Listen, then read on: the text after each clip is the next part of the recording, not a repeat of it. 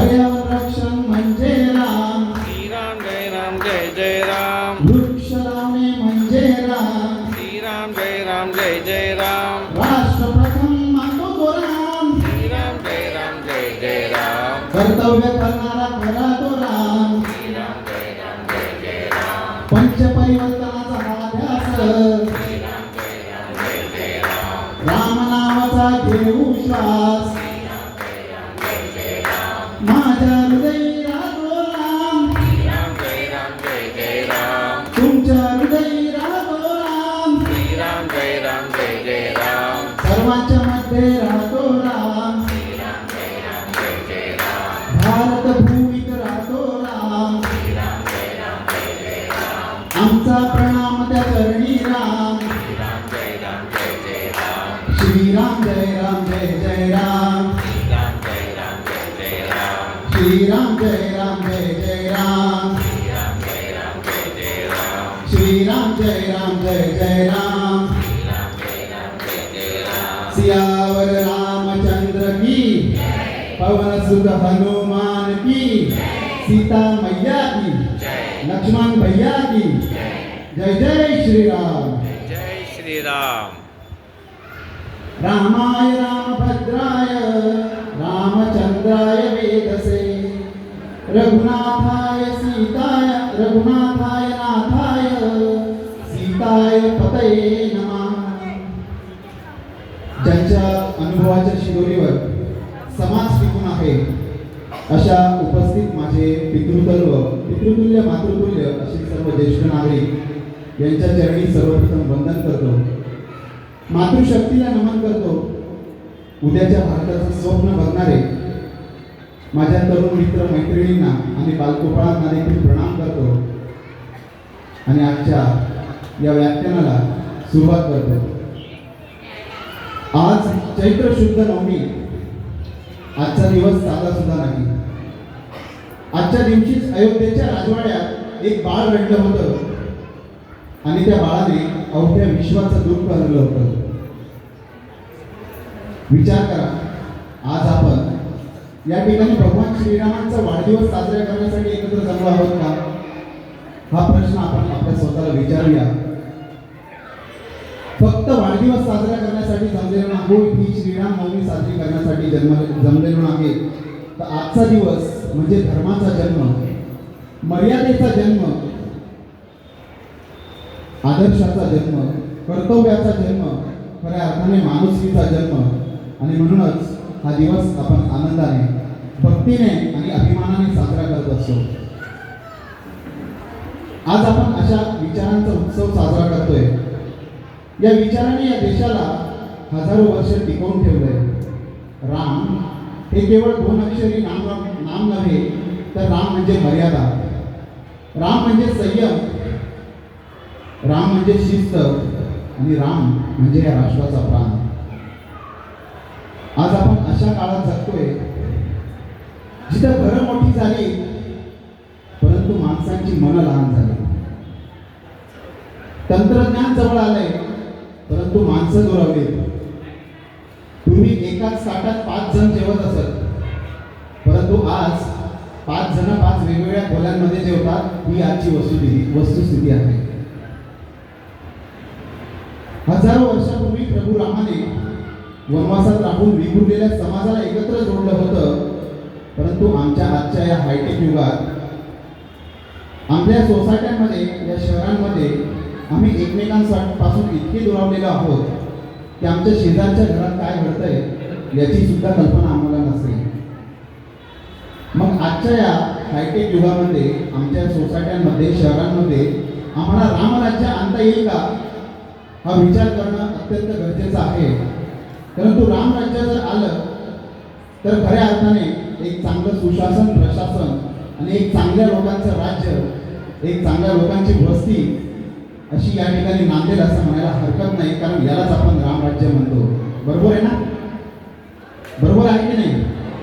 रामराज्य कशाला म्हणतात तर चांगल्या लोकांचं अस्तित्व असणारी वस्ती, त्याला आपण रामराज्य म्हणतो।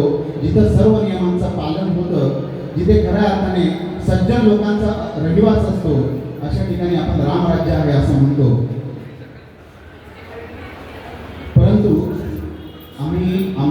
विचार करत असताना हा प्रश्न आम्ही स्वतःला विचारू शकतो का की राम हे अयोध्येत जन्मले होते, परंतु आमच्या घरात जन्मणाऱ्या मुलाला आम्ही राम बनवू शकतो का?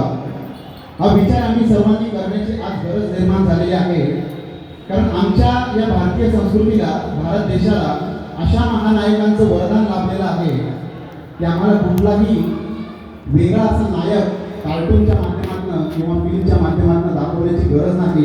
कारण रामाने आमच्या पुढे आदर्श ठेवला, कृष्णाने आमच्या समोर एक वेगळा आदर्श ठेवला, शिवाजी महाराजांनी आमच्या समोर एक वेगळी नीती ठेवली.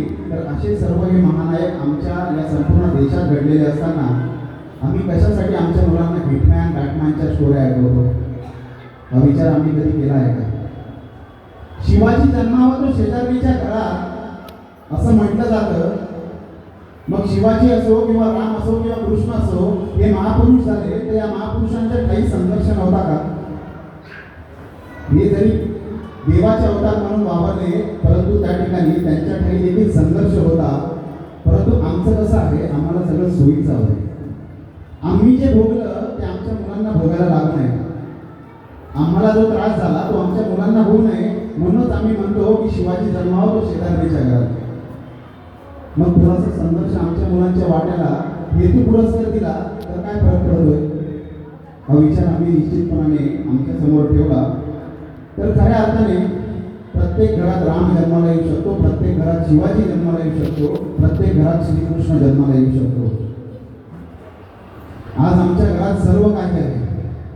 टीव्ही आहे, मोबाईल आहे, इंटरनेट आहे, फ्रीज आहे, सर्व सोयीच्या चैनीच्या वस्तू आहेत. परंतु एक प्रश्न आम्ही स्वतःला विचारून बघावं, आमच्या घरात शांतता आहे का? आमच्या घरात शांतता आहे का हा प्रश्न विचारला तर बहुतांश लोकांच्याकडून उत्तर येईल तर नाही. कारण शांतता आमची एवढी भंग पावलेली आहे की आम्ही पैशाच्या मागे, नोकरीच्या मागे एवढे धावत आहोत की आम्हाला आमच्या कुटुंबाला द्यायलाच वेळ नाहीये, आमच्या आईवडिलांनाच द्यायला वेळ नाहीये, आमची मुलं घडवायला आम्हाला वेळ नाहीये. मग आम्ही दिवसभर गुलामी काढतो आहोत, नोकरी करत आहोत, पैशाच्या मागे धावत आहोत. मग दिवसभर आमचं मूल कोण सांभाळतं? तर ती आय आहे.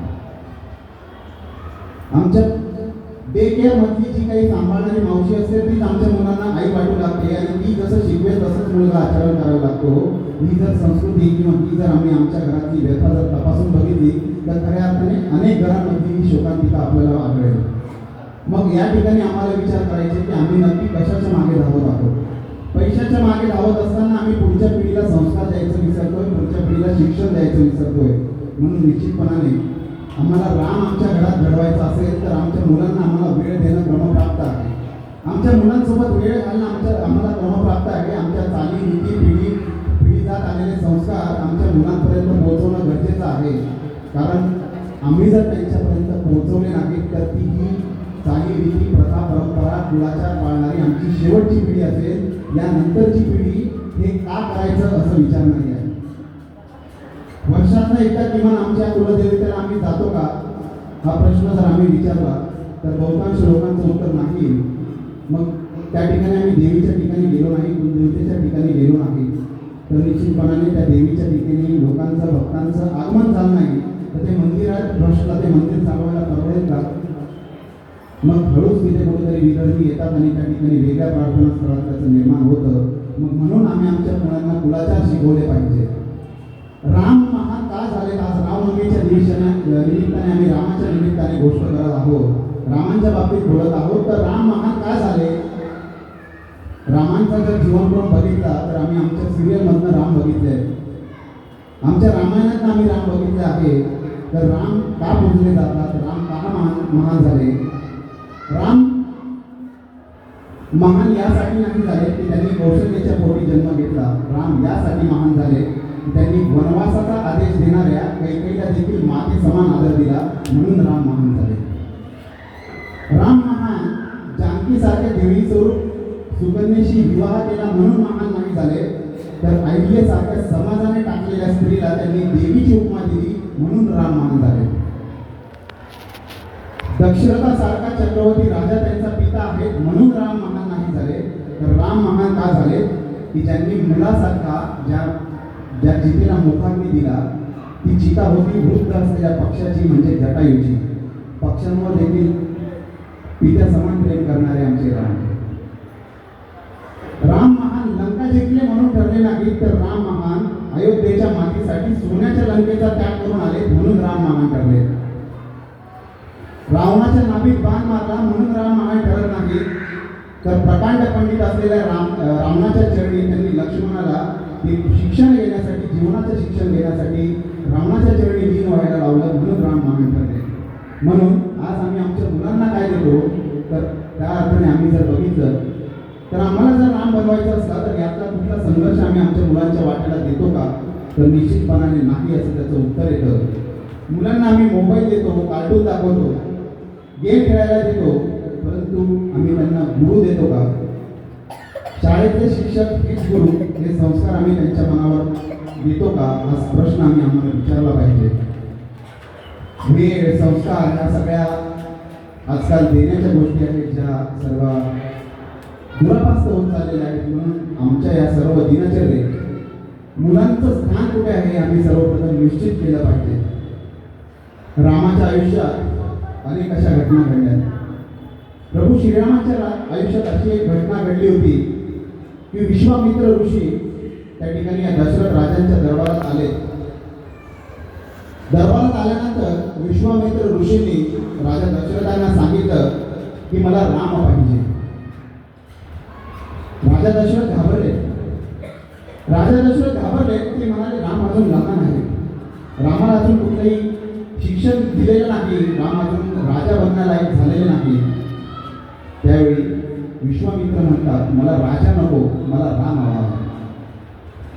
मला राम हवा आहे कारण ज्याच्या अंगात संस्कार आहेत, ज्याच्या अंगात संस्कार असतात तोच या समाजाचं रक्षण करू शकतो. म्हणून मला त्या ठिकाणी राम हवे आहे. मला रामामध्ये ते संस्कार दिसतात, म्हणून रामाला पुढे धनुर्धारी शिक्षण किंवा वेगवेगळे जे शिक्षण आहे ते देऊन मला रामाला तरबेज बनवायचं आहे. त्यासाठी विश्वामित्रांनी राम संस्कारी आहेत म्हणून मागून घेतले. आज पालक म्हणून आम्ही म्हणतो की आमचा मुलगा डॉक्टर झाला पाहिजे, इंजिनियर झाला पाहिजे, परदेशात गेला पाहिजे, परंतु फार कमी पालक असं म्हणतात की रामाचे सद्गुण आमच्या मुलाच्या अंगात आढळले पाहिजे.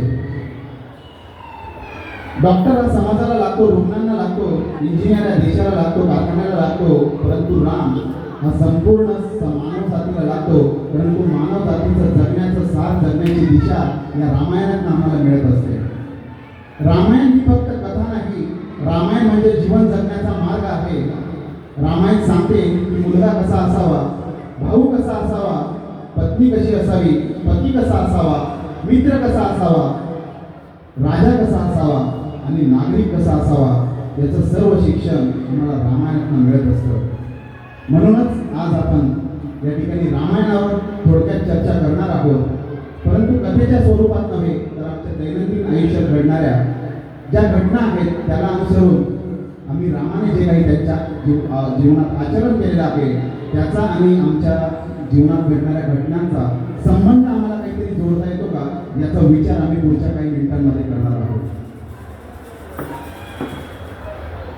आपल्याला समाजाला बदलायचं असेल तर काय करावे लागेल? फक्त भाषण करून समाज बदलतो का? सोशल मीडियावर पोस्ट टाकून समाज बदलतो का? भांडून समाज बदलतो का? हा विचार आपण केला पाहिजे. समाज बदलायचा असेल तर परिवर्तन करावं लागेल. समाज परिवर्तनाची नांदी ही आम्हाला आमच्या घरापासून सुरू करावी लागेल. म्हणून आज मी आपल्या कार्यक्रम पत्रिका बघितली. अत्यंत 4:30 वाजेपासून सुरू झालेली कार्यक्रम पत्रिका आपली, वेगवेगळे कार्यक्रम, त्यात वेगवेगळ्या विंग्सला दिलेला आपण पंचपरिवर्तनाचा विषय. खरं तर राष्ट्रीय स्वयंसेवक संघाने पंचपरिवर्तनाचे जे 5 बिंदू सांगितलेले आहेत त्या 5ही बिंदूंचा आपण आपल्या इमारती वाईज जे काही विभागणी करून घेतली आणि एकमेकांच्या माध्यमातले जे 5ही गुण जाणून घेतले, खऱ्या अर्थाने तुमचं एकदा जोरदार टाळ्यांच्या गजरात कौतुक केलं पाहिजे. स्वतःसाठी आपण एकदा जोरदार टाळ्या वाजवूया. कारण हे 5 पंचपरिवर्तनाचे बिंदू जे आहेत आमच्या आजूबाजूच्या जीवनात घडणाऱ्या कुठल्याही समस्या जर आम्ही बघितल्या त्याचं मूळ जर शोधून काढलं तर त्याचं मूळ हे पंचपरिवर्तनाच्या 5ही बिंदूंमध्ये आम्हाला आढळतं. तुम्ही कुठलीही समस्या घ्या, या समस्येचं निराकरण करायचं म्हटलं तर ते 5 पंचपरिवर्तनाच्या बिंदूंमधनं ते आपल्याला सापडत असतं आणि संघ सांगतो की समाज परिवर्तन करायचं असेल, समाजवर बदलायचं असेल तर पंचपरिवर्तन या समाजाच्या मनावर बिंबवावं लागेल आणि ते कृतीतनं आचरणात आणावं लागेल. मग त्यात पहिलं येतं स्वबोध. आपल्या सर्वांचं ते पाठ झालं असेल. पहिलं येतं स्वबोध, दुसरं येतं कुटुंब प्रबोधन, फॅमिली व्हॅल्यूज, तिसरं येतं पर्यावरण संरक्षण, एन्व्हायरमेंटल प्रोटेक्शन, चौथं येतं नागरिक कर्तव्य, सिव्हिक ड्युटीज आणि पाचवं येतं समरसता, सोशल हार्मोनी. रामायण म्हणजे याच पंचपरिवर्तनाची कथा आहे. रामायण वाचले तर पंचपरिवर्तन समजते आणि पंचपरिवर्तन केले तर रामायण जगले असा खऱ्या अर्थाने अर्थ होतो. आणि त्यासाठीच हे संघाचे पंचपरिवर्तनाचे 5 मंत्र आपल्याला रामायणातल्या घटनांशी जोडून बघायचे आहेत. पंचपरिवर्तन ही समाज परिवर्तनाची अत्यंत व्यापक आणि सर्वसमावेशक संकल्पना आहे. व्यक्तीपासून कुटुंब, कुटुंबापासून समाज आणि समाजापासून राष्ट्र, राष्ट्रापासून संपूर्ण मानवजातीचा सकारात्मक बदल घडवण्यासाठी हे 5 मूल्य, 5 आधारस्तंभ आवश्यक आहे असे सांगितले जाते. मित्रांनो, पंचपरिवर्तन म्हणजे केवळ एक विचारधारा नाही, ही जीवन जगण्याची दिशा आहे. आणि विशेष म्हणजे ही तत्वे आपल्याला वेगळी शोधण्याची गरज नाही. भगवान श्रीरामांच्या चरित्रात ते सर्व तत्वे अत्यंत सुंदरपणे आपल्या आचरणात, त्यांच्या आचरणात दिसतात. म्हणून रामायण हा फक्त धार्मिक ग्रंथ नव्हे, तर तो आदर्श जीवनाचा मार्ग दाखवणारा एक महान मार्गदर्शक आहे. पंचपरिवर्तनाच्या माध्यमातून रामायणातल्या घटनांचा आम्ही उल्लेख करत असताना कुटुंब प्रबोधनाच्या माध्यमातून जर आम्ही बघितलं तर श्रीरामांचं संपूर्ण जीवन हे कुटुंब मूल्यांचे सर्वोच्च उदाहरण आहे. रामाच्या आयुष्यातील त्या प्रसंगाकडे जर आपण गेलो, जिथून खऱ्या अर्थाने रामायण सुरू झालं, तो प्रसंग जर आज आम्ही आमच्या डोळ्यासमोर आणला, रामाचा राज्याभिषेक होणार होता. संपूर्ण अयोध्या आनंदात होती, घराघरात दिवे लागलेले होते,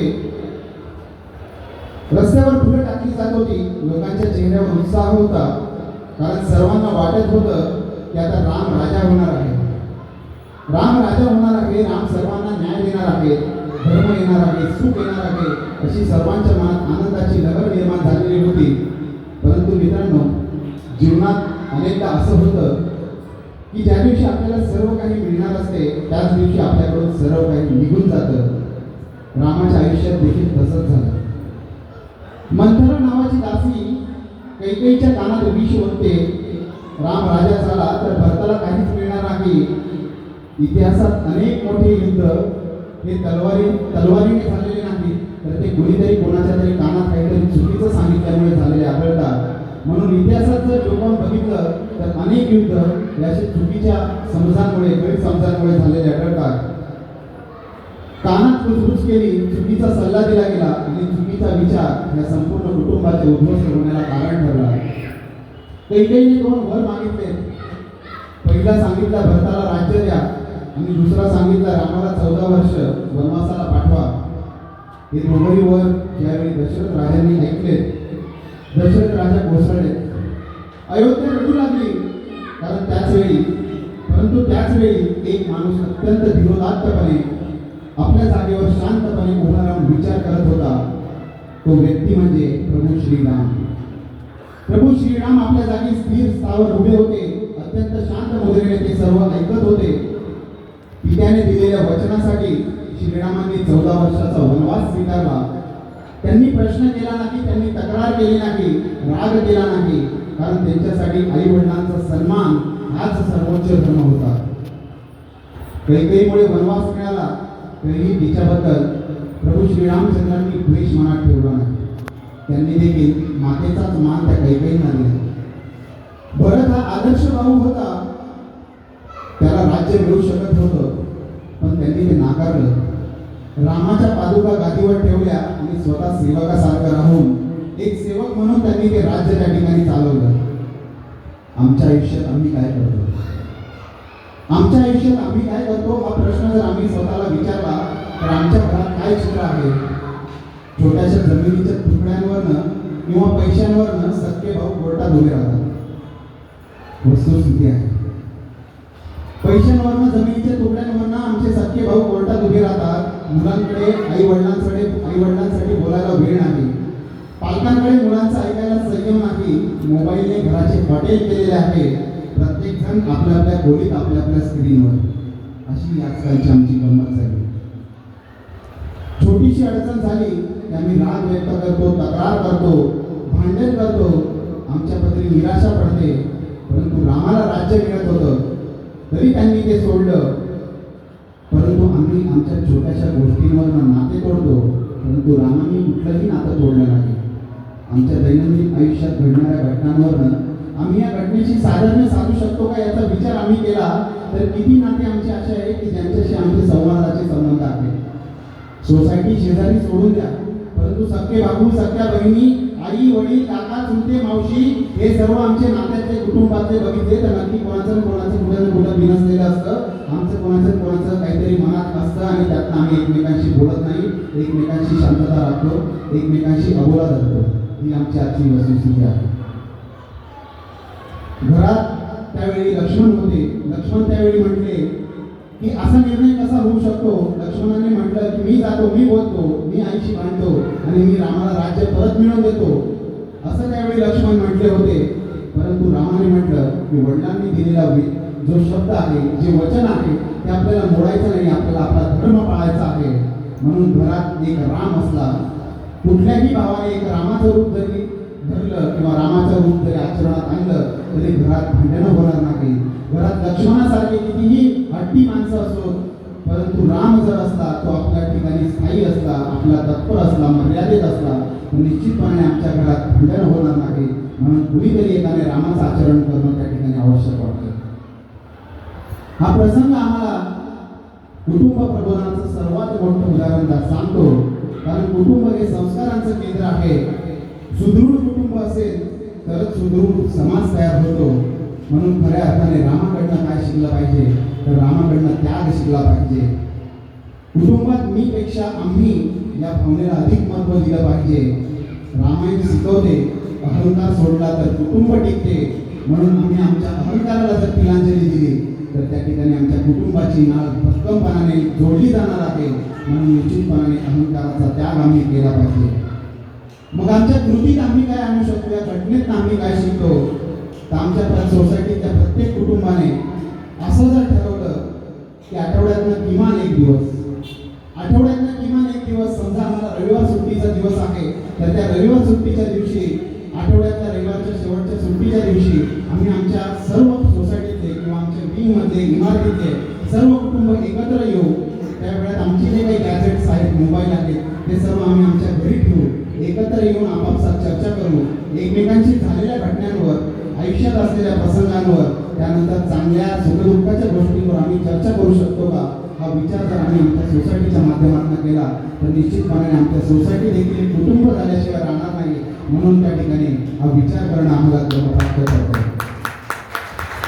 मग या ठिकाणी सोसायटीत रविवारी आम्ही एकत्र आलो, मग त्या दिवसाचं जेवण आम्ही एकत्र करू शकतो का, एकत्र बसून गाण्यांच्या भेंड्या बनवू शकतो का, एकत्र बसून आम्ही आमच्या सुखदुःखाच्या गोष्टी सांगू शकतो का, कुटुंबात संवाद साधू शकतो का, या सर्व गोष्टींचा विचार केला तर निश्चितपणाने ज्यावेळी कुटुंब पुढाकार घेईल त्यावेळी मुलं आपसूक तो मोबाईल ठेवून बाहेर येतील, खालच्या मुलांमध्ये खेळतील, खाली खेळणाऱ्या मुलांमध्ये खेळतील. म्हणून खऱ्या अर्थाने आपण हा कुटुंब प्रबोधनाचा मुद्दा आपल्या घरामध्ये घेणं आवश्यक ठरतं. पंचपरिवर्तनाचा दुसरा मुद्दा आहे सामाजिक समरसता. सामाजिक समरसता ही आम्हाला रामचरित्रातनं किंवा रामाच्या आयुष्यातनं अनेक प्रसंगांमधनं आढळून येते. ज्यावेळी राम वनवासाला निघाले, राम पुढे चालत राहताना राम त्या ठिकाणी एके दिवशी गंगेच्या किनाऱ्यावर पोहोचले. त्यांना नदी पार करायची होती, परंतु केवट नावाचा नावाडी त्यावेळी रामाला म्हणाला की मला नदी पार करू दे. परंतु केवट म्हणाला की मी पाय धुतल्याशिवाय तुम्हाला माझ्या नावेत पाय पडू देणार नाही. कारण आम्हाला सर्व अयोध्येचा प्रसंग सर्वांना माहिती आहे की त्या ठिकाणी पाय धुतल्याशिवाय तुम्हाला नावेत प्रवेश करू देणार नाही. लोक त्या ठिकाणी हसू लागले. परंतु केवट म्हणाले तुमच्या पायाने दगडश्री झाला आणि माझी नाव जर दगड झाली तर माझ्या कुटुंबाचं काय होणार. परंतु या नावेवरच माझं अर्थार्जन होतं, माझं कुटुंब चालतं. परंतु रामाने त्या ठिकाणी कुठलाही अहंकार मनात ठेवला नाही. राम बसलेत आणि त्यांनी त्यांना मिठी दिली. मित्रांनो, रामाने केवटाची जात बघितली नाही, त्यांचा स्तर बघितला नाही. त्यांनी सरळ त्यातली भक्ती बघितली, त्यांचा आदरभाव बघितला आणि त्या केवटाला आपलंसं करून घेतलं. आमच्या दैनंदिन आयुष्यात आम्ही काय करतो तर आम्ही जात बघतो, पैसा बघतो, पद बघतो, ओळख बघतो आणि मगच माणसाला जवळ करतो. परंतु रामाने यातलं कुठलंच काही बघितलं नाही. रामाने फक्त त्याची भक्ती बघितली आणि त्या केवटाला आपलंसं करून घेतलं. राम पुढे चालत राहिले, पुढे जंगलात गेले. तिथे एक वृद्ध स्त्री होती, शबरी. शबरी एक आदिवासी स्त्री होती. समाजाच्या दृष्टीने अत्यंत खालच्या स्तरावर मानली जाणारी त्या जातीची ती स्त्री होती. परंतु तिच्या मनात रामाबद्दल परमभक्ती होती. ती रोज वाट बघायची. तिच्या दाराशी बोराचं झाड होतं. त्या बोराच्या झाडावर पडणारी बोरं रोज ती एका कढईत गोळा करून ठेवायची आणि त्यातली काही बोरं चाकून बघायची आणि त्यातली जी गोड होती ती वेगळ्या कढईत ठेवायची आणि जी कडू आंबट बोरं होती ती दुसऱ्या याच्यात ठेवून फेकून द्यायची. तिने असं ठरवलं होते की जी गोड बोर आहे तीच रामाला द्यायची. ती उष्टे बोरं त्या ठिकाणी तिने रामासाठी काढून ठेवलेली होती. राम ज्यावेळी त्या तिच्या कुटीत आले त्यावेळी तिने एक एक बोर टाकायला सुरुवात केली. गोड बोर रामाला द्यायला सुरुवात केली. तिने प्रेमाने दिलेली बोरं प्रभू श्रीरामाने आनंदाने खाल्ली आणि त्यातला कुठलाही दोष त्यांनी बघितला नाही. तिच्यात प्रेम भगवानांनी बघितलं, भगवान श्रीरामांनी तिचं प्रेम बघितलं. म्हणून जिथं प्रेम आहे तिथं राम आहे, जिथं समरसता आहे तिथं राम आहे. म्हणून खऱ्या अर्थाने समरसता, सामाजिक समरसता ही या घटनेतून आपल्याला व्यतीत होते. भेदभावाचा जो जातीपातीतला जो अंत आहे, प्रभू श्रीरामांनी वनवासात असताना कोणाकडे आश्रय घेतला याचं उत्तर जर आम्ही शोधलं तर निषादराज गुहा असं त्यांचं नाव आढळून येतं. निषादराज हे वनवासी होते. श्रीरामांनी त्यांना आपल्या बरोबरीचं स्थान दिलं, त्यांना मिठी मारली, त्यांच्याशी मैत्री केली. राजपूत असूनही त्यांनी कधी भेदभाव केला नाही. असे अनेक प्रसंग या समरसतेच्या आपल्याला सांगता येतात. म्हणून तू श्रीरामांच्या आयुष्यातील हे समरसतेचं शिक्षण देणारे प्रसंग आम्ही आमच्या आयुष्यात आचरणात आणू शकतो का, हा विचार त्या निमित्ताने आम्ही केला पाहिजे. समाजातल्या प्रत्येक घटकाला सन्मान दिला तर समाजात कधी एकात्मतेची भावना निर्माण होत असते. आज आमची परिस्थिती अशी आहे की आम्ही जातीपातीत अडकलो आहोत. जातीपातीच्या भिंती आमच्या मनात आहेत. रामनवमी साजरी करत असताना जर सर्वांना प्रेमाने जवळ घेतले तर प्रभू श्रीरामांना ते नक्कीच आवडेल. मनात कुठलाही भेदभाव न ठेवता सर्वांशी समरसतेने वागणे हाच पंचपरिवर्तनाचा मुख्य आधार आहे. मग आमच्या आयुष्यात आम्ही काय करतो? पंचपरिवर्तनाचं सूत्र समरसता आमच्या ठाई कशी आम्ही बांधू शकतो, कशी आणू शकतो याचा विचार जर आम्ही केला तर आमच्या सोसायटीत काम करणारे आमचे सुरक्षा रक्षक, साफसफाई करणाऱ्या मावशी हे देखील माणसंच आहेत. ते देखील या समाजाचाच भाग आहेत. मग त्यांना आमच्याकडनं आदरयुक्त वागणूक आम्हाला देता येईल का, हा विचार आम्ही त्या निमित्ताने करणं गरजेचं आहे. आमच्या एखाद्या उत्सवात त्यांना सामील करून घेता येईल का, हीच खरी समरसता. माणूस म्हणून प्रत्येकाचा आदर करणं हेच खऱ्या अर्थाने रामकार्य ठरतं. म्हणून त्या निमित्ताने हा समरसतेचा भाग म्हणून कधीतरी सोसायटीच्या गेटवरनं जात असताना सुरक्षा रक्षकाला आपुलकीने एकदा कधीतरी विचारून बघा. जेवणाची वेळ असेल तर भावा तू जेवलास का, दादा तुम्ही जेवलेस का, असं विचारून बघा. पुढच्या वेळी त्या माणसाची तुमच्याकडे बघण्याची नजर आणि आदर हा निश्चित 100% वाढलेला असेल याची खात्री मी आज तुम्हाला या ठिकाणी देतो. आमच्या दारावर कचरा घ्यायला येणाऱ्या मावशींना एकदा विचारून बघा, मावशी उद्या सण आहे, काही गोडधोड तुम्ही नेला आहे का, करणार आहात का, किंवा आज सण आहे तुमच्या घरी काही गोडधोड आहे का, आमच्या घरी केलेलं गोडधोड आहे थोडं घेऊन जातात का, तुमच्या मुलांना द्या. असं जर प्रेमाने आदराने आपुलकीने म्हटलं तर निश्चितपणाने त्या मावशींच्या देखील तुमच्याकडे बघण्याची एक वेगळी दृष्टी असेल आणि त्या देखील तुमच्या प्रती एक वेगळा आदरभाव राखून पुढच्या काळामध्ये तुम्हाला सेवा देतील. म्हणून सामाजिक समरसतेचा हा मंत्र आज आम्ही या रामनवमीच्या निमित्ताने या मंचावरनं या व्यासपीठावरनं गेला तर खऱ्या अर्थाने आमच्या जीवनामध्ये बदल घडवतो. पुढचा आणि महत्त्वाचा मुद्दा पंचपरिवर्तनाचा जो आहे तो पर्यावरण संरक्षण. राम सीता लक्ष्मण ज्यावेळी वनात राहू लागले, राजवाड्यात वाढलेले राजकुमार झाडाखाली झोपत होते, पाणी खाऊन दिवस काढत होते आणि निसर्गात राहायला शिकत होते. मित्रांनो, रामाने वनवास भोगला नाही तर तो स्वीकारला. मी वाक्य पुन्हा एकदा जबाबदारीने उच्चारतो की रामाने वनवास भोगला नाही तर तो स्वीकारला, कारण वडिलांनी दिलेलं वचन त्यांना पाळायचं होतं, त्यामुळे तो स्वीकारला. स्वीकारणं आणि भोगणं यात जमीन आसमानचा फरक आहे. थोडा वेळ वीज गेली तरी आज आम्ही अस्वस्थ होतो. आमच्या घरात इन्व्हर्टर नसेल, वीज गेली तर आम्ही बराच वेळ अस्वस्थ होतो, कारण आमच्या मोबाईलला चार्जिंग होऊ शकत नाही, आमचे लॅपटॉप चार्जिंग होऊ शकत नाही. त्यामुळे आमच्या जीवाची घालमेल त्या ठिकाणी होत असते. मग ज्यावेळी वीज जाते त्यावेळी आमचा अस्वस्थता होते, मोबाईल बंद पडतो, चिडचिड होते. उन्हाळ्याचे दिवस आहेत, पंखा बंद असला तर गरम व्हायला सुरुवात होते. परंतु रामाने 14 वर्ष निसर्गाच्या सानिध्यात घालवले, कुठलीही तक्रार केली नाही, निसर्गाशी जमवून घेतलं. म्हणून पर्यावरणपूरक आयुष्य राम जगले. मग आम्हाला देखील असं पर्यावरणपूरक आयुष्य जगता येईल का, असा विचार आम्ही आज या निमित्ताने करू. खरं तर येत असताना मी बऱ्याच गोष्टी बघितल्या. तिथे एक पाण्याचा जार ठेवलेला आहे, त्याच्या आजूबाजूला स्टीलचे ग्लास ठेवलेले आहेत. तुमचं सर्वांचं मनापासून अभिनंदन. त्यानंतर पुढची पालखी मी बघितली, पालखी देखील टाकाऊपासून टिकाऊची बनवलेली आहे, त्यासाठी देखील तुमचं अभिनंदन. छोट्या छोट्या गोष्टींपासून आज जर आपण या पर्यावरणाचा विचार केला तर खऱ्या अर्थाने हे पर्यावरणपूरक आयुष्य आम्ही जगू शकतो. कारण भारतीय संस्कृतीने आम्हाला दिलेला हा अमूल्य मंत्र आहे. कारण आमच्या पूर्वजांच्या वागण्यातनं बोलण्यातनं पर्यावरण संरक्षणाच्या अनेक घटना घडलेल्या आम्हाला आढळतात. नदी ही माता आहे, पृथ्वी ही माता आहे, वृक्ष हे देव आहे, गाय आमची माता आहे. राम जंगलात राहिले, परंतु त्यांनी कधी जंगल नष्ट केले नाही. त्यांनी निसर्गाचा उपयोग केला, त्या जंगलाचं शोषण त्यांनी कधी केलं नाही. ऋषी मुनी जे जंगलात राहिले, ज्यांनी आपली कुटी त्या ठिकाणी उभारली, त्या ठिकाणी त्यांनी वन परिसराचं रक्षणच केलं. समुद्राशी संवाद साधून त्यांनी समुद्रात सेतू बांधला. बांधताना त्यावेळी समुद्राची पूजा केली. भेटलेल्या प्रत्येक वृक्षाचा पशुचा त्यांनी सन्मान केला. जटायू हे देखील पक्षी होते. रामाने त्यांना पितृतुल्य मानून त्यांचा अंत्यसंस्कार केला. अस्वल म्हणजे जांबुवंत हे देखील निसर्गाचा रूप. वानर सेना हे देखील निसर्गानेच दिलेल्या निसर्गाचाच एक घटक. मग अशा सर्व निसर्गातल्या सर्व घटकांना घेऊन रामाने ही लढा दिला. रावणरूपी अधर्माचा नाश करत असताना पंचवटीत त्यांनी अत्यंत साधे, संतुलित, निसर्गपूरक जीवन जगले. वनवासात श्रीरामांनी निसर्गाशी सुसंगत असं जीवन आचरण केलं. आजची आमची परिस्थिती जर त्या अनुषंगाने बघितली तर आम्ही सर्रास प्लास्टिकचा वापर करतो. आमच्या घरात आम्हाला बाजारात काही घ्यायला जायचं असलं तर आमच्या कापडाची पिशवी आम्ही घरी विसरलेलो असतो.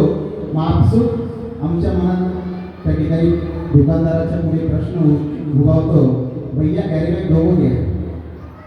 मग कॅरी बॅग सगळ्यात जास्त कुठून येतात, त्या किराणा दुकानातून आमच्या घरात येतात. मग त्या कॅरी बॅगचं पुढं काय होतं, त्या कॅरी बॅगमध्ये आम्ही कचरा भरतो, कचरा कुंडीत जातो.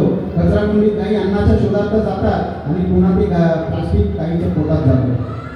मग त्या गाईचे खऱ्या अर्थाने आम्ही गाईचे खऱ्या अर्थाने शत्रू कोणी असतील तर आम्ही स्वतः जातो. मग आम्ही आमच्या गाईची सवय लावून घेऊ शकतो का की आमच्या गाडीत, आमच्या घराच्या दरवाजावर कायम एक कापडाची बॅग असेल.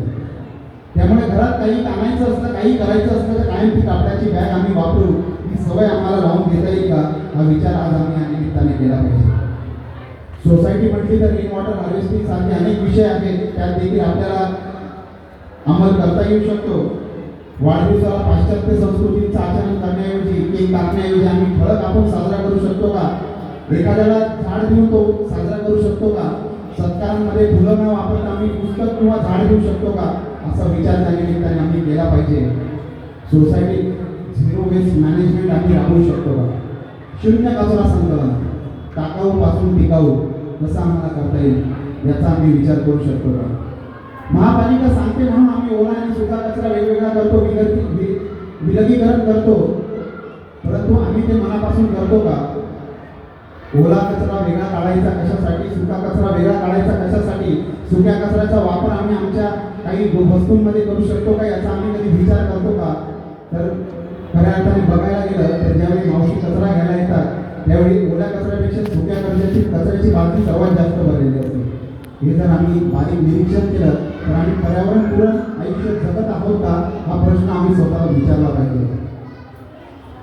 वाढदिवसाच्या दिवशी झाडं लावून समजा मुलाचा 5वा वाढदिवस आहे तर ते 5 झाडं आम्ही एखाद्या जवळच्या ठिकाणी लावले आणि त्याला येता जाता शाळेत येताना वॉटर बॅगमधनं ते उरलेलं पाणी येताना त्या झाडांना घालून यायचं एवढी जरी सवय लावली तरी त्या 5 झाडांचं संरक्षण होईल हा विचार कुठेतरी आम्ही पर्यावरणाच्या दृष्टिकोनातून केला पाहिजे.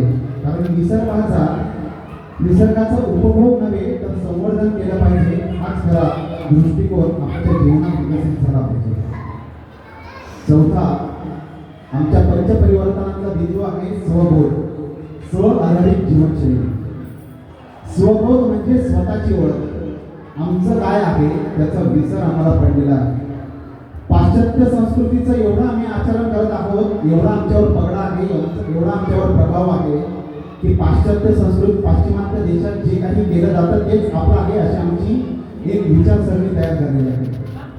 मग आम्ही आमच्या मुलांना सांगायला विसरतो की शून्याचा शोध आमच्या भारतात लागला होता.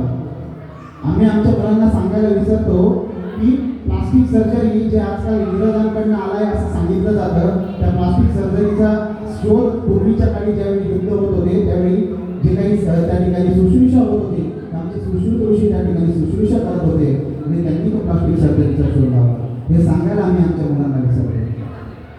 आमच्या सण प्रथा रीती परंपरा याच्यामध्ये जे काही प्रत्येक गोष्टीमागे वैज्ञानिक कारण आहे. आजकालची पिढी मी मगाशीच म्हटलं की वैज्ञानिक दृष्टिकोन असणारी पिढी आहे. कुठलीही रीती प्रथा परंपरा कशासाठी करायची हा प्रश्न आपसूक आमच्या पुढे येतो. परंतु आजकाल आमची जीन्स घालणारी मम्मी आमची कुणाच्या पळायलाच विसरते तर ती काय त्याचा वैज्ञानिक दृष्टिकोन सांगायला पुढे येईल. मग ज्यावेळी आम्ही आमच्या मुलांना आता संक्रांतीचा सण गेला ज्यावेळी आम्ही आमच्या मुलांना सांगतो की हे तिळगुळ घे आणि घरोघर वाटून ये, तिळगुळ द्या गोड बोला असं बोल, ते तिळगुळच का वाटायचं, तिळच का वाटायची, त्या तिळीच्या वड्याच का वाटायच्या याचं शास्त्रीय कारण आम्ही जर आमच्या मुलांना सांगता येत नसेल तर त्याआधी पुढच्या काळात हे तिळगुळाचं वाटप होईल का याच्यावर सर्वात मोठं प्रश्नचिन्ह उभं राहते. कारण तिळगुळ त्यावेळी स्निग्ध पदार्थ आमच्या शरीरात गेले पाहिजे, आमच्या शरीरात उष्णता निर्माण झाली पाहिजे. कारण त्यावेळी जो मोसम असतो जे हवामान असतं ते थंड असतं, शरीरात उष्णता व्हावी म्हणून ते संक्रांतीच्या दरम्यान तीळ स्निग्ध पदार्थ जे शरीरात उष्णता निर्माण करतं ते आमच्या शरीरात जावं यासाठी तिळगुळांचं वाटप केलं पाहिजे. आणि आमचा हिंदू धर्म हा सणांच्या बाबतीत अगदी अग्रेसर आहे. वेगवेगळे सण का आम्ही साजरे करतो एकत्रित यावं, सर्वांनी एकत्रित राहावं, एकोप्याने राहावं यासाठी आम्ही सण वैकल्य व्रत वैकल्य साजरे करत असतो. मग त्यासाठी हे तिळगुळ वाटा गोडगोड बोला, त्यासाठी ही तीळ आमच्या शरीरात गेली पाहिजे हे कुठेतरी आम्ही आमच्या मुलांना सांगायला विसरतो. म्हणून आमच्या रीती प्रथा परंपरा व्रत वैकल्य कुळाचार हे आमच्या पुढच्या पिढीपर्यंत जाणं महत्त्वाचं ठरतं. रामायणामध्ये रामाचं असं घनघोर असं युद्ध झालं, लंका जिंकली, रावणाला हरवलं. परंतु लंका जिंकल्यावर लक्ष्मण म्हणालाय की प्रभू श्रीरामा ही लंका तर सोन्याची आहे, हिच्यावर आपण राज्य करूया का. परंतु रामांनी ही लंका स्वीकारली नाही. लंका जिंकल्यानंतर त्यांनी स्पष्टपणे सांगितलं की जननी जन्मभूमीश्च स्वर्गादपि गरीयसी अपि स्वर्गामयी लंका नमे लक्ष्मण रोचते जननी जन्मभूमीश्च स्वर्गादपि गरीयसी. म्हणजे स्वबोध. माझा जो स्वदेश आहे, माझा जो देश आहे, माझी जी अयोध्या नगरी आहे ही मला माझ्या जन्मभूमीसारखी आहे, ती माझ्यासाठी श्रेष्ठ आहे. त्यामुळे मला लंका कितीही सोन्याची असते तरी मला तिचा अभ्यास नाही, माझी अयोध्याच माझ्यासाठी सर्वश्रेष्ठ आहे. म्हणून राष्ट्र परिवर्तन जर करायचं असेल तर स्वबोध असणं गरजेचं आहे. मग स्वदेशीचं आचरण असो, स्वसंस्कारांचं आचरण असो, आमच्या स्वचा बोध म्हटलं आमचे जे काही वेशभूषा आहे, स्ववेशभूषा, स्वदेशी वेशभूषा याचा आचरण असो, या सर्वांचा आमच्या परिवर्तनामध्ये सर्वात मोठा भाग आहे. स्वदेशीचा अर्थ म्हणजे स्वतःच्या मातीवर, स्वतःच्या संस्कृतीवर प्रेम करणं. स्वदेशी रामाच्या लंकेचा बाह्य झगमगाट होता, परंतु रामाची अयोध्या ही मूल्यांची होती, हे आपण समजून घेतलं पाहिजे. वनवासात असतानाही रामाने आपली संस्कृती सोडली नाही. ते राजपुत्र होते, परंतु त्यांनी स्वाभिमान स्वीकारला, त्यांनी संयम स्वीकारला, त्यांनी स्वावलंबन स्वीकारलं. परकीय वैभवाने ते परकीय वैभवाने ते कधीही मोहित झाले नाहीत, प्रभावित झाले नाहीत. आमचं काय होतं, आम्ही विदेशी ब्रँड्सच्या मागे धावतो. वेगवेगळे कपड्यांचे ब्रँड्स असो, वेगवेगळे पदार्थांचे ब्रँड्स असो, त्यामध्ये आम्ही विदेशी ब्रँड्सच्या मागे धावतो. मग स्वदेशी वस्तू कुठेतरी आमच्या मागे पडत जातात. मग स्वदेशी वस्तूंचं आचरण न केल्यामुळे स्वदेशी वस्तूंचे कारखाने बंद पडतात. मग आमच्या जे काही त्या ठिकाणी नोकरी करणारे जी लोक असतात ते त्या ठिकाणी बेरोजगार होतात. म्हणून अर्थव्यवस्थेवर त्याचा परिणाम होतो. म्हणून खऱ्या अर्थाने स्वदेशी उत्पादनांना प्राधान्य देणं त्या अर्थाने महत्त्वाचं वाटतं. म्हणून स्वदेशी उत्पादनांना प्राधान्य देणं आज खऱ्या अर्थाने आर्थिक राष्ट्रवाद आहे असं म्हणायला हरकत नाही. आज घर आहे परंतु कुटुंब नाही, पैसा आहे परंतु आनंद नाही. आम्ही विचारतो राम राज्य कधी येईल, परंतु राम विचारतो ज्यावेळी तुम्ही रामासारखं वागायला सुरुवात कराल, रामासारखं आचरण करायला सुरुवात कराल, त्यावेळी या रामराज्याची नांदी आल्याशिवाय राहणार नाही. म्हणून स्वबोध म्हणजे परिस्थिती बदलली तरी आमची मूल्य न बदलणे हा खऱ्या अर्थाने स्वबोध ठरतो. शेवटचं आणि पाचवं जे पंचपरिवर्तनाचं तत्व आहे ते आहे नागरिक कर्तव्य. रामराज्यात लोक सुखी का होते याचा जर आम्ही विचार मंथन केला तर तिथला प्रत्येक नागरिक हा शिस्तप्रिय होता. त्या ठिकाणी मर्यादा होत्या, प्रत्येकाच्या वागण्या बोलण्याला मर्यादा होत्या. रामाला मर्यादा पुरुषोत्तम संबोधलं गेलं कारण रामायणे कधीही नियम मोडले नाहीत. आजच्या आमच्या बाबतीत जर बघायचं म्हटलं तर सकाळी आम्हाला मुलाला शाळेत सोडायला जायचं असतं. मुलाला शाळेत सोडायला जायचं असतं, त्या ठिकाणी आम्हाला उशीर झालेला असतो. मुलगा लवकर शाळेत जायला उठत नाही. मग त्या ठिकाणी आम्ही पटकन त्याला कसं तरी तयार करतो, त्याला पटकन गाडीवर बसवतो आणि सोडायला निघतो. परंतु रस्त्यात लागलेला असतो तो सिग्नल. मग सिग्नल त्या ठिकाणी आम्ही पाळतो. मुलाला शाळेत सोडायला जायला उशीर होतोय म्हणून सर्रास आम्ही सिग्नल तोडून निघतो. परंतु आमची एक कृती आमच्या मुलांवर काय संस्कार करत असते याचा जर आम्ही विचार केला तर खऱ्या अर्थाने आपल्याला उत्तर मिळतं. त्या मुलाच्या किंवा मुलीच्या जन्मी तुम्ही सोडायला चाललेले आहात, त्यांच्या मनावर तुम्ही नकळत संस्कार करत असतात. त्यांच्या मनावर ते संस्कार होत असतात कारण एक पिता आपल्या मुलांसाठी रोल मॉडेल असतो, आदर्श असतो. माझा पिता, माझे वडील जे माझ्यासाठी करत आहेत ते सर्वोत्कृष्ट आहे अशी भावना त्या मुलाच्या मनात असते. त्यामुळे सिग्नल तोडतोय म्हणजे माझा पिता काहीतरी योग्य करतोय असे संस्कार आम्ही आमच्या मुलांच्या मनावर करत असतो. मग एक दिवस होतो, 2 दिवस होतो, 3 दिवस होतो, मुलाच्या मनावर संस्कार झाले, सिग्नल तोड. शाळेत शिक्षकांनी शिकवलं सिग्नलांचे नियम पाळायचे, परंतु वडील काय करतात जे माझे रोल मॉडेल आहेत, शिक्षक सिग्नल तोडला तरी चालतो. संस्कार झाले मुलाच्या मनात. एक दिवस जातो, 2 दिवस जातो, 3रा दिवस जातो, 4थ्या दिवशी त्याच सिग्नलला, चौकात कुठली ट्रॅफिक नसताना त्या सिग्नलला ते महाशय थांबलेले असतात. मुलगा विचारतो, बाबा पप्पा सिग्नल तोडला तरी चालतो, आपल्याला जायला उशीर होतोय. मग त्यावेळी ते महाशय सांगतात, चौकात कोपऱ्यात त्या पांढऱ्यावर आहे ना पोलीस उभे, पोलीस. मुलाच्या मनावर काय संस्कार झाले? शाळेत शिकवलं आहे सिग्नल पाळायचे. वडील जे रोल मॉडेल आहेत, आदर्श आहेत, त्यांनी काय कृती केली आहे तर सिग्नल तोडला तरी चालतो, परंतु एके दिवशी ते सिग्नल तोडत नाहीये कारण चौकात पोलीस उभा आहे. मुलाच्या मनावर संस्कार झाले, शाळेत शिकवले सिग्नल पाळायचे, वडिलांनी सांगितलंय सिग्नल तोडला तरी चालतो, परंतु चौकात पोलीस असेल तर सिग्नल पाळायचं. मग मुलाला काय दिलं? विचार केला? यांनी कधी विचारच करत नाही आमच्या मुलांना आम्ही काय देतो. मग आमच्या कृतीतनं आम्ही आमच्या मुलांना काय देतोय याचा विचार जर केला तर खऱ्या अर्थाने आम्ही नागरिक कर्तव्य पाळतो का?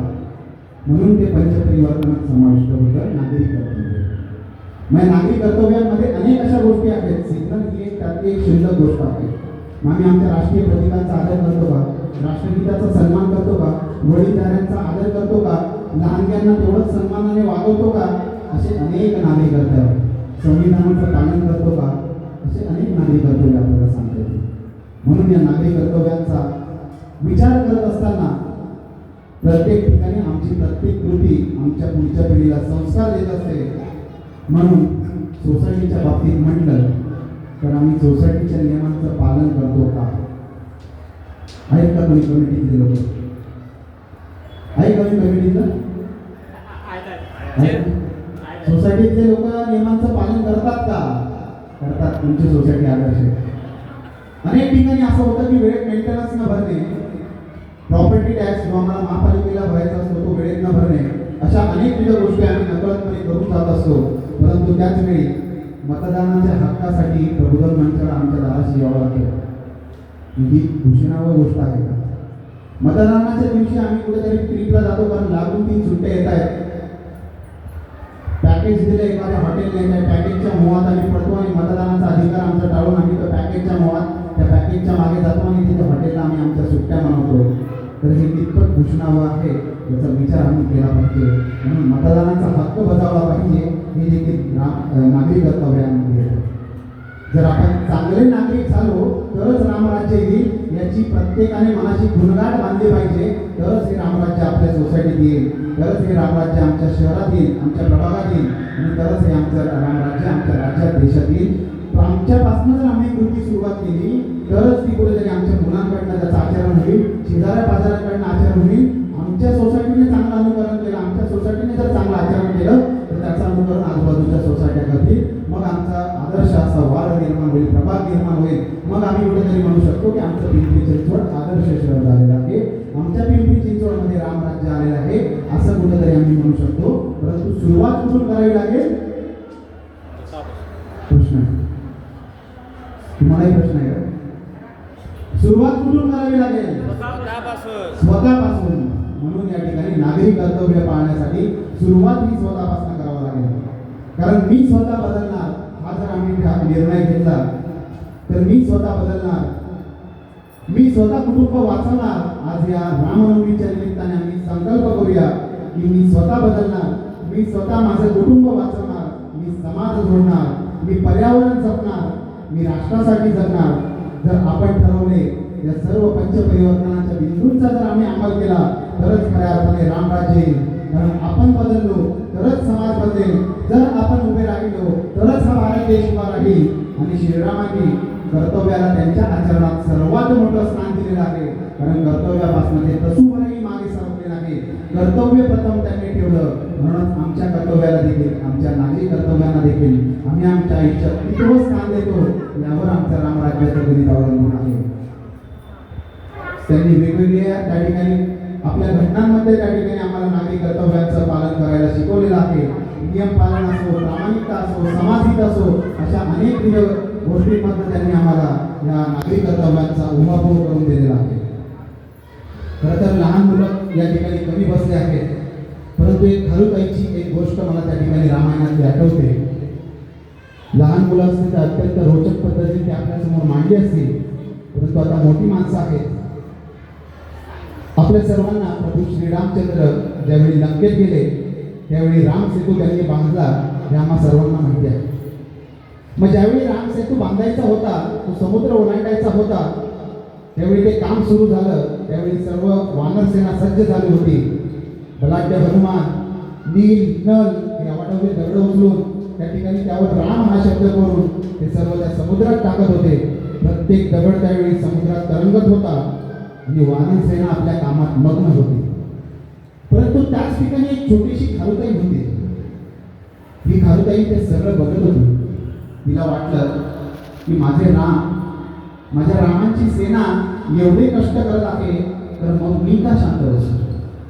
मग त्यांना मदत करायला हवी ही भावना त्यांच्या मनात आली. ती छोटीशी चिमुकली अशी खारुताई पुढे सरसावली. तिला मोठे दगड उचलणं शक्य नव्हतं. मग तिने काय केलं? ती धावत धावत समुद्राच्या पाण्यात गेली, स्वतःचं अंग ओला केलं, त्या वाळूमध्ये लोळली आणि त्या अंगाला जी काही वाळू चिटकली ती धावत धावत जाऊन त्या दगडाच्या फटीमध्ये भरली. पुन्हा पाण्यात गेली, पुन्हा अंग ओलं केलं, पुन्हा ती वाळू चोळली, पुन्हा ती वाळू त्या सेतूवर नेऊन टाकली. असं अविरतपणे काम ती छोटीशी खारुताई करत राहिली. तिचं हे येणं जाणं बघून वानर सेना हसायला लागली. एक वानर म्हणाला, एक चिमुरडी तू हे काय करतेस? उगाचच आमच्या पायाखाली येशील, तुझा जीव जाईल. तुझ्या 2-4 वाळूच्या काळांनी काय असा मोठा फरक पडणार आहे. खारुताईला वाईट वाटलं. खारुताईला वाईट वाटलं, परंतु ती थांबली नाही. प्रभू श्रीरामचंद्रांनी ते सगळं दृश्य बघितलं. त्यांनी त्या खारुताईला जवळ बोलवलं, तिचं कौतुक केलं आणि आपल्या हाताची 3 बोटं तिच्या पाठीवरून प्रेमाने फिरवली. असं म्हणतात की आजही खालीच्या पाठीवर दिसणारी ती 3 पट्टे म्हणजे साक्षात प्रभू श्रीरामचंद्रांच्या बोटांच्या खुणा आहेत. आम्ही सहजपणाने लहानपणी म्हणून जायचो की खारुताई खारुताई तुला रामाची शपथ, परंतु ही कथा आम्हाला कधी आमच्या शाळेत शिकवलीच गेली नाही. ही कथा कधी आम्हाला सांगितलीच गेली नाही, कारण आमच्या शिक्षणाचं एवढं विचित्रीकरण झालेलं आहे की आम्हाला फक्त आणि फक्त मुघलांकडनं इंग्रजांकडनं झालेले पराभव शिकवले गेले, परंतु आमची विजयी ऐतिहासिक माहिती आम्हाला कधी सांगितलीच गेली नाही. चंद्रशेखर होते, गुप्त होते, मौर्य होते, एवढी मोठी राजकारणी होती, एवढी राजकारणी आम्हाला कधी शिकवलीच गेली नाही. आमच्या इतिहासाच्या पुस्तकात आम्हाला फक्त छत्रपती शिवाजी महाराज यांच्या 4थीच्या पुस्तकात ते पण अगदी छोट्या स्वरूपात शिकवले गेले. म्हणून खऱ्या अर्थाने हे महापुरुष त्या ठिकाणी शिकणं महत्त्वाचं वाटतं. या छोट्या खारुताईच्या कथेत आम्ही काय बघितलं तर या कथेत पंचपरिवर्तनाची सांगड जर आम्ही घातली आणि आजच्या परिस्थितीची जर सांगड घातली तर मंडळी या छोट्या गोष्टीतनं खूप मोठा संदेश आम्हाला मिळत असतो. सर्वात महत्त्वाचा आणि मोठा संदेश म्हणजे एकत्रितपणे संघशक्ती, संघटनेतनं मिळालेली शक्ती एकत्र येऊन जर काम केलं तर त्याचा प्रत्येकावरचा भार हलका होत असतो आणि त्यानिमित्ताने एकत्रित येऊन गेलेलं काम हे सोपं असतं. रामराज्य किंवा राष्ट्र निर्मिती हे केवळ सरकारचं किंवा नेत्यांचं किंवा आता आपले येऊन गेले त्या फक्त नगरसेवकांचं काम नाही, तर ते सर्व आमच्या सर्वांचं, नागरिकांचं काम आहे. खारुताईला माहिती होतं की तिचा वाटा छोटा आहे, परंतु ती त्यात सहभागी झाली. हे सहभागी होणं आमच्यासाठी महत्त्वाचं आहे. आमच्या सोसायटीमध्ये जेवढा काही उपक्रम होतो त्यावेळी आम्ही सहभागी होतो का, हा प्रश्न आम्ही स्वतःला विचारला पाहिजे. खरं तर सोसायटीची आज रहिवाशांची संख्या बघितली आणि उपस्थितांची संख्या जर मोजली यात मोठा फरक आढळेल. मला मान्य आहे वर्किंग डे आहे, अनेक आपले बंधू ऑफिसला गेलेले आहेत, परंतु त्यात लवकर आल्यानंतर या ठिकाणी मी बसू शकतो का, सोसायटीतले लोक काहीतरी करत आहेत त्यांना सहकार्य करू शकतो का, नाही सहकार्य करू शकतो तर निदान त्यांच्या या उपक्रमात सहभागी होऊ शकतो का, हा विचार या ठिकाणी आम्हाला करणं महत्त्वाचं वाटतं. म्हणून सहभागी होणं हा तेवढाच महत्त्वाचा उपक्रम आहे. एखादा स्वच्छतेचा उपक्रम असेल, एखादा सार्वजनिक जसं आपण करतोय तसा सण असेल, त्यावेळी आम्ही विचार करतो की मी एकट्याने न गेल्याने काय होणार आहे. हा विचार प्रत्येकाच्या आमच्या मनात येतो, परंतु लक्षात ठेवा थेंबे थेंबे मी शिकवलंच नाही. तळे साचे, थेंबे थेंबे तळे साचे, थेंबे थेंबे तळे साचे. प्रत्येक नागरिकाने जर खारुताईचा वाटा उचलला तर हा देश 100% बदलेल. प्रत्येक रहिवाशाने आज खारुताईचा वाटा उचलला असता तर आज मॅनेजमेंट कमिटी, व्यवस्थापन समितीवर आलेला लोड हलका झाला असता. कोणी झेंडे लावायचं काम घेतलं असतं, कोणी पालखी बनवायचं काम हातात घेतलं असतं, कोणी खुर्च्या लावायचं काम हातात घेतलं असतं आणि मोठ्या संख्येने आज आम्ही या ठिकाणी उपस्थित राहिलो असतो तर 100% आजचा हा कार्यक्रम आमचा यशस्वी झाला होत असता. म्हणून सहभागी होणं एवढंच महत्त्वाचं आहे. प्रत्येक ठिकाणी आम्ही ज्या या खारुताईच्या कथेतनं जर बघितलं तर आम्हाला इतरांच्या प्रती आदर आहे का, सहभागी होऊ शकलो नाही तर किमान आम्ही इतरांच्या प्रती आदर व्यक्त करू शकतो का, ही भावना आमच्या मनात आली पाहिजे. वानरांना त्या ठिकाणी वाटलं की दगडं मोठी आहेत म्हणून ती महत्त्वाची आहेत, परंतु रामाने सांगितलं होतं की दगडांना जोडून ठेवणारी वाळू देखील तेवढीच महत्त्वाची आहे. म्हणून आपल्या समाजात देखील मोठ्या पदावरची लोक जेवढी महत्त्वाची आहेत तेवढेच आपल्या छोट्या सोसायटीतला बालचमू, आपल्या सोसायटीला सेवा देणारे सुरक्षा रक्षक, सफाई कर्मचारी हे देखील तेवढेच महत्त्वाचे आहेत. म्हणून प्रत्येक घटकाचा समावेश आपल्या या सर्व उत्सवात उपक्रमात करून घेणं हे खऱ्या अर्थाने समरसतेचं लक्षण आहे. म्हणून समरसतेचा हा विचार जर आम्ही आज या ठिकाणाहून घेऊन गेलो तर कुठलंही काम एक छोटं नाही, त्या प्रत्येक कामाचा सन्मान केला पाहिजे आणि ते छोटं काम करणाऱ्याचा देखील आदर आम्ही केला पाहिजे. हेच या खारुताईच्या गोष्टीतनं आम्हाला, या रामचरित्रातनं आम्हाला बघायला मिळतं. म्हणून खारुताई जरी छोटी होती काम जरी तिचं छोटं होतं तरी तिच्याप्रती आदर आम्हाला व्यक्त करता येतो का? आमचे सुरक्षा रक्षक आमच्यासाठी सुरक्षा देतात, आमच्या मावशी आमच्यासाठी साफसफाई करतात, परंतु त्यांच्याप्रती तेवढा आदरभाव ठेवून आम्हाला जमेल का? हा देखील विचार आज आम्ही केला पाहिजे. काळूताईंच्या गोष्टीतनं अजून एक आम्ही गोष्ट शिकलो ती म्हणजे समर्पण आणि दुसरं स्वदेशी. काळूताई तिच्याकडे जे होतं तेवढं सगळं समर्पण करत होती. तिच्याकडे जे देण्यासारखं होतं ते तिने दिलं, म्हणजे तिची मेहनत आणि तिची भक्ती ती तिने रामाच्या चरणी अर्पण केली. आपणही या ठिकाणी विचार केला पाहिजे की आम्ही आमच्या देशाला काय देऊ शकतो, आम्ही आमच्या देशाला काय देऊ शकतो. तर हा विचार केला तर निश्चितपणे छोटं का असेना आमच्या देशाच्या विकासात, देशाच्या संरक्षणासाठी आम्ही काय योगदान देऊ शकतो याचा विचार केला तर हा सहभाग, हा आमचा आदर आणि आमचा समर्पण निश्चितपणे आमच्या देशाला या परमवैभवाकडे नेण्यासाठी उपयुक्त ठरेल असं वाटतं. म्हणून शेवटाकडे जात असताना या पंचपरिवर्तनातून आम्ही काय शिकलो तर पंचपरिवर्तन ही वेगवेगळी तत्वे नव्हे, पंचपरिवर्तन ही वेगवेगळी तत्वे नव्हे तर हे एकमेकांना पूरक अशी साखळी आहे.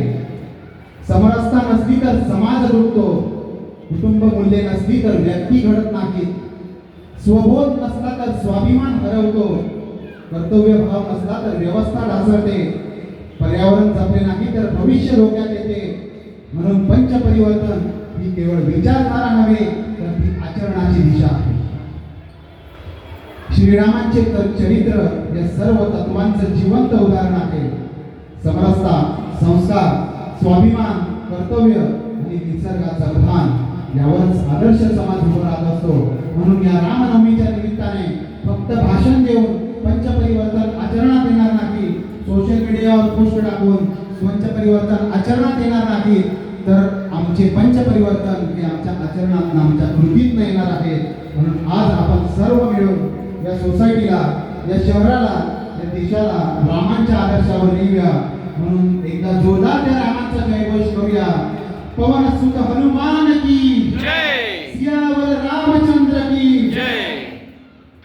सर्वांनी एकदा जोरदार त्या रामाचा जयघोष आपण पुन्हा करूया. आणि ज्या ठिकाणी हे पंचपरिवर्तनाच्या माध्यमातून आज सर्वांनी या छोट्याशा कार्यक्रमाचं आयोजन केलं, त्यात माझ्यासारख्याला बोलण्याची संधी दिली त्याबद्दल माझे सहकारी दिनेशजी बुद्धेवे, तुमचं सर्व व्यवस्थापन समिती आणि आपण सर्वजणांनी मला एवढा ऐकून घेतलं त्याबद्दल मी आपल्या सर्वांच्या प्रती आभार व्यक्त करतो. आणि शेवटी रामाच्या भजनाने या माझ्या वक्तव्याचा समारोप करतो. आपण सर्वांनी टाळ्यांचा ठेका करावा अशी मी आपल्या सर्वांना विनंती करतो. आणि ज्यांना येत असेल त्यांनी तो भजन माझ्यासोबत म्हणावं असा मी आग्रह करतो. मुझे अपनी शरण में ले लो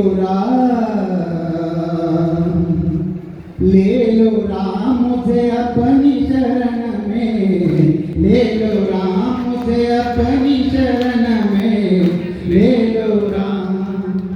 लोचन मन में जगान हो तो, लोचन मन में जगान हो तो, जुगल चरण में ले लो राम, ले लो राम, मुझे अपनी शरण में ले लो राम, मुझे अपनी शरण में ले लो राम.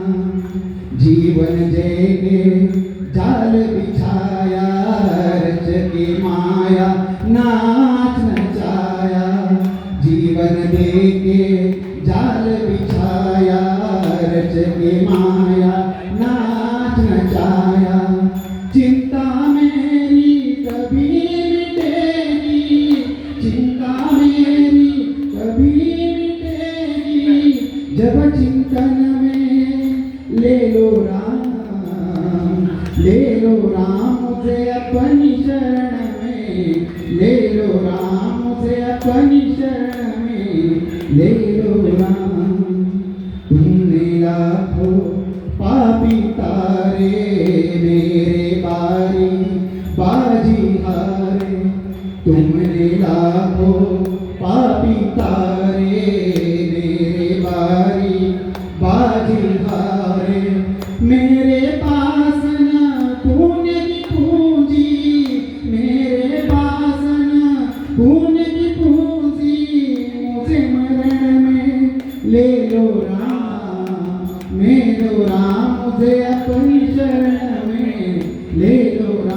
मुझे अपनी शरण में ले लो राम। दर दर भटकू घर घर अटकू कहाँ पर सर में पटकू।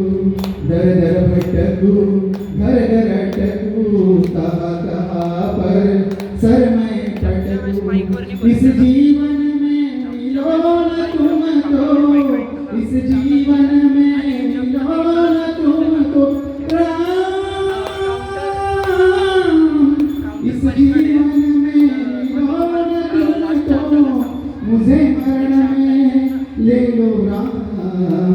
ले लो राम मुझे अपनी शरण में, ले लो राम मुझे अपनी शरण में। ले लो राम। लोचन मन में जगान हो तो, लोचन मन में जगान हो तो, जुगल चरण में ले लो राम। ले लो राम मुझे अपनी शरण में, ले लो राम मुझे अपनी शरण में। ले लो राम मुझे अपनी शरण में, ले लो राम। सियावर रामचंद्र की जय पवन सुत हनुमान की, जय सीता मैया की, लक्ष्मण भैया की जय जय रघुवीर समर्थ। धन्यवाद।